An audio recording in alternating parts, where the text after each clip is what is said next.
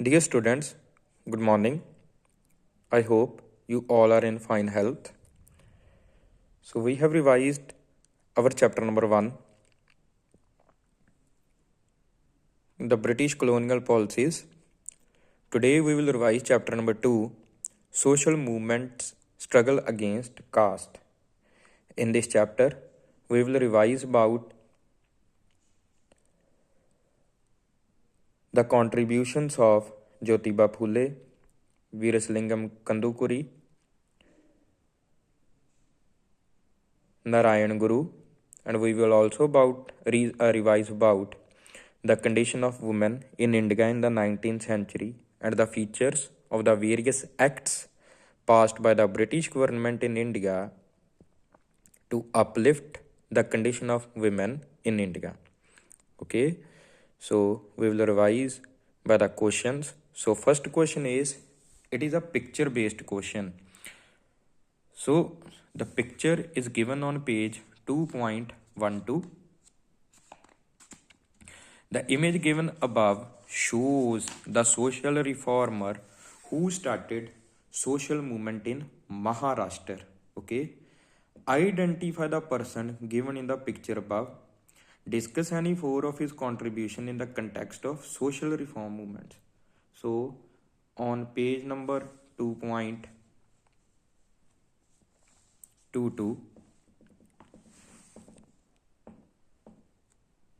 it is the picture of Mahatma Jyotirao Phule. Okay. So it is the picture of Mahatma Jyotirao Phule and we are to write his contributions. So I have prepared short notes. First is Mahatma Jyotirao Phule. He took up the cause of women and downtrodden in society. Mahatma Jyotirao Phule, he fought against the treatment that was given to the women and the outcast of the society. So he fought for women and downtrodden. He started girls' school at Pune. So he was one of the first reformers who started girls' school for women.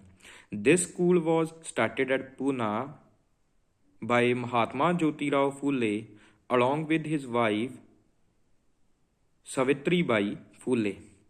Third point is, he started a school for the depressed class children.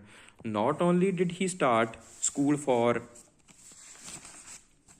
the girls, he also started school for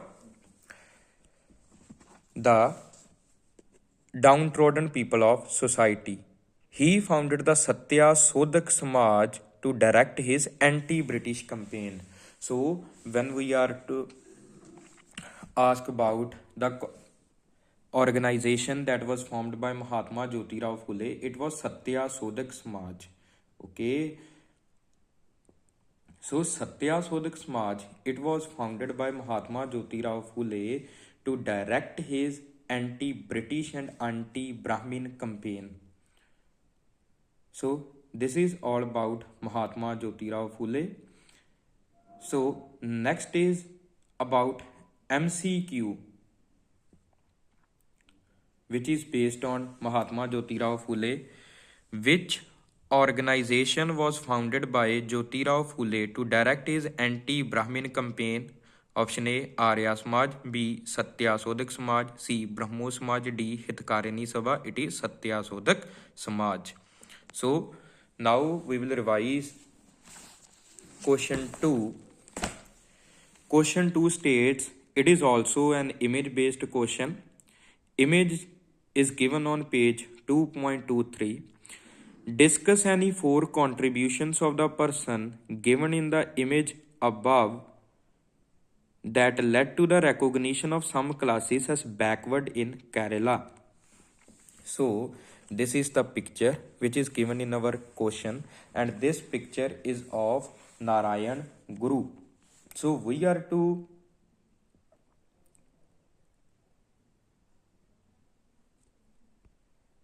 write his contributions. So the contributions we have already written in our notebook, and now I will read in short form. Narayan Guru. He started social reform movement in Kerala. So Narayan Guru was a person who started social reform movement in Kerala. Name of the movement was SNDP. The movement which was started by Shri Narayan Guru was SNDP. Full form of SNDP is Shri Narayan Dharma Paripalana Yogam. So you are to be very cautious about the spellings of Shri Narayan Dharma Paripalana Yogam. It is SRE Shri Narayan, NARAYAN Narayan Dharma, DHARMA Dharma, PARIPALANA Paripalana Yogam, YOGAM. So now we are to study about the programs of SNDP also. First is to discard untouchability. So at that time, untouchability was practiced in Kerala. Okay, the people below the caste of Azavas, they were treated as untouchables. So we are to the first program of SNDP was to discard untouchability. Second is to build temples and devasthanams and to open them to all the caste. So the temples, they were not allowed to be visited by the untouchables. So SNDP programmed at or aimed at to build temples and devasthanams. Devasthanams means to temples where the picture or idol of deity is there. So temples and devasthanams were to be built and they were to be open for all the castes. Okay, so this is about Shri Narayan Shri Narayan Guru. So next MCQ is question is, it is against a picture based question and the picture is given on page 2.24. We are to discuss any 4 contributions of the person in the picture above to call him the father of modern Telugu society. So who is the father of Telugu society? It is Veerasalingam Kandukuri. It is the picture which is given on page 2.24. So the answer we have already written in our homework and classwork notebooks. Veerasalingam Kandukuri. First is, he started a movement in Andhra.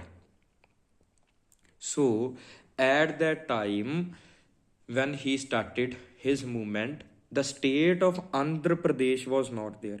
It was just a region known as Andhra. ठीक है. So he started caste movement in Andhra region. Second is, he is considered as the prophet of modern Andhra. He is considered as a spiritual leader or a father of modern Andhra society. He fought against untruth and championed the cause of progress. So he fought against untruth, that is lies, and he took lead in the movement for progress of Andhra society. He established remarriage association. So he also established remarriage associations so that the widows, they may also remarry. He was the first Telugu writer, the first Telugu novelist, the first to translate scientific books. So he was the first person, Telugu person, he was a great Telugu writer who wrote various poems in Telugu, and he was the first to translate various scientific works into Telugu language. So this is about Veerasalingam Kandukuri. Next is discuss the condition of women in India in the 19th century. So as this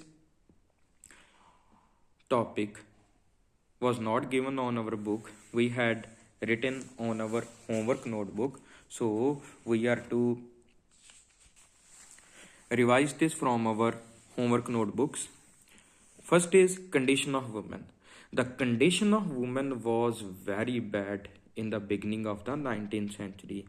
There are main four problems that were faced by women. First is sati. What is sati? Sati means that the widow, she was burnt alive in the funeral pyre of her dead husband. So this was the first problem that was faced by the women. Second is poor condition of widows. So as sati, it was not practiced in all the areas and all the castes of India. It was practiced in Bengal and in the elite classes. So when the woman is not burnt in the funeral pyre of her dead husband, the women who are left behind, or the widows who are left behind, their condition was very poor. They were not given proper food, they were not given proper clothes, and they could not attend festivals. So the condition of the woman was very poor. Third is female infanticide. What is the meaning of female infanticide? Female infanticide means that the girl child, when it was born, it was killed after her birth. This practice was very common in the Rajput clans in Western India and in Rajasthan. Fourth point is marriage at a small age. It was the fourth problem that was faced by women. The girls were married at a very tender age of even 6 to 7 years. The girls were married at 6 to 7 years. So this was the fourth problem that was suffered by the women. So this is about the condition of women. The condition of women was very bad. The main problems that were suffered by the women were sati, poor condition of women, widows, female infanticide, and marriage at a very small ages. This is all about the condition of women. So to improve the condition of women, the government passed many acts. Now we are to discuss two acts also. It is covered in question number 5. In order to improve the condition of women in India, the government passed many acts. In this context, answer the following questions. So, first part of the question is discuss the features of Widow Remarriage Act. So as this topic is also not given on our book, we had written it on our classwork and homework notebooks. So please refer to your classwork and homework notebooks before answering this question. So features of the Widow Remarriage Act of 1856. First feature is it legalized widow remarriage in India. So before 1856, widow remarriage was not legal in India. It was an illegal activity. The Widow Remarriage Act of 1856, it legalized widow remarriage in India. Second is second marriage by a Hindu widow shall be valid. So the Hindu widows now would remarry and their marriages would be legal. Third is she would get share of her husband's property, but at her second marriage such property shall be transferred to the next heirs of her deceased husbands. So according to the Widow Remarriage Act, after the death of her husband, the widow could inherit the property of her dead husband. But now, when she is remarrying, her property which she inherited from her first husband, it shall be transferred to the heirs of her first husband. She could not take the property of her first husband along with her in her second marriage. Fourth point is, even at the death of her second husband, she would inherit his property. So, God forbid, if her second husband also dies, she would get the property of her second husband also. Means she could get a share in the property of her second husband also. So this is all about Widow Remarriage Act. Next is, how did the regulation 8 of 1829 impact the Indian women? So the regulation number 8 of 1829, what were the features of this act? So this act and this regulation relates about the abolition of sati. Okay, we are to write the features of regulation number 8 of 1829. By regulation 8 of 1829, the sati was abolished in India. So features, what were the features of this act? First feature, section 3 of the act states that anyone who attempts to commit sati and takes any action towards it may face up to 1 year of imprisonment. So the woman who wants to commit sati, okay, who is taking any kind of action for becoming sati, she would face imprisonment of up to 1 year. Second is section 4 states that anyone who abets sati directly or indirectly would face life imprisonment and fine. The person who is glorifying sati or who is supporting sati directly or indirectly, he is supporting sati in the cremation ground or in any place, he would be imprisoned for life and fine also. Next point is, section 5 of this act state that glorifying sati is punishable by 1 to 7 years of imprisonment.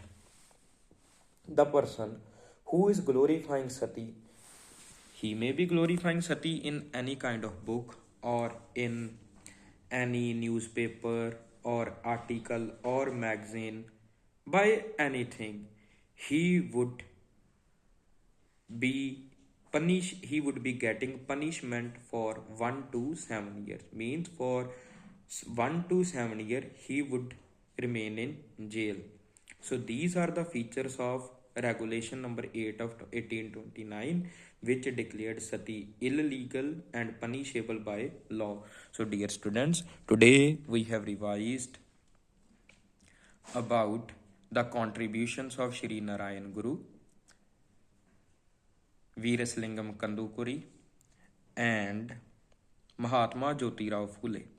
We have also revised about the condition of women and the features of Widow Remarriage Act and regulation number 8 of 1829. So please learn all these questions, and your homework for today is that you are to write all these questions in your homework notebooks, and you can send this work when the privacy of the group is opened. So you are to write the answers in points. We are not to write any paragraph when we are writing the contributions of any person or features of any act. We can write the answers in points. So please learn these questions and send me your homework in proper manner.